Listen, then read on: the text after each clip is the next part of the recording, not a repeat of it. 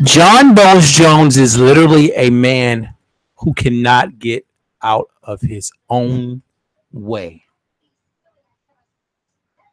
He literally can't get out of his own way. A week ago, people, well, not a week ago. I don't remember when the fight went down, but it was some time ago. People were stating things like John Bones Jones is the greatest UFC fighter of all time. He's a GOAT. He's the greatest of all time. And then today, the news drops that the UFC has stripped John Jones of the light heavyweight title after he tested positive for banned steroids. UFC light heavyweight champion John Bones Jones reportedly has been stripped of his belt after he tested positive for a banned steroid. The UFC confirmed an initial report by TMZ Sports that Jones tested positive from a sample that was collected following the July 28th weigh-in for his title fight against Daniel Cormier, and that was the fight that he made Daniel Cormier cry. Everyone was, a huge fucking John Bones Jones fan. This is hilarious. But once again, John Bones Jones tests positive for steroids. And this is a guy who's been through a lot of stuff, busted with drugs in your system, accidents, ends up getting suspended by the UFC, tests positive for steroids, comes back, and now he's tested positive again.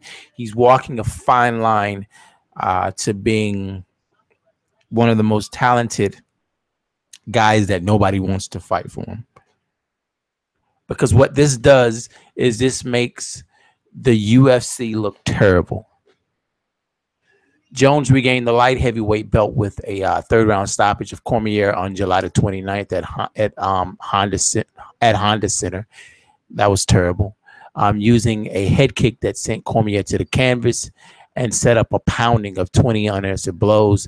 The California State Athletic Commission and Jones' spokeswoman did not immediately respond to the report that said Jones submitted a positive test for terminal. I have no idea what terminal is, so I'm going to search it up. All right. And of course, that's everybody talking about it.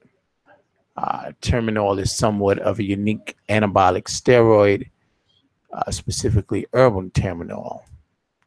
So usually you see these guys getting busted for like masking agents and things to mask or hide the steroid, but this is actually seems like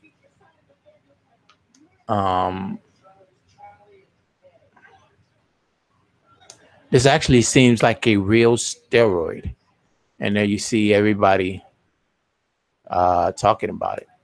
I searched terminal, and the first name that pops up is John Jones all over the place. But I mean, he can't get out of his own fucking way. He's such a talented guy. He's got that size. And now we can, I saw everybody talking about John Jones versus Brock Lesnar. That would be one steroid-filled fucking event. Such a talented guy. A very unique talent. And he's wasting it. Because I don't think he needs the steroids. Obviously, he does, but I don't think he needs the steroids to be great. Anyway, folks, let me know how you feel. John Bones Jones busted once again for steroids. Just he's killing himself. Peace.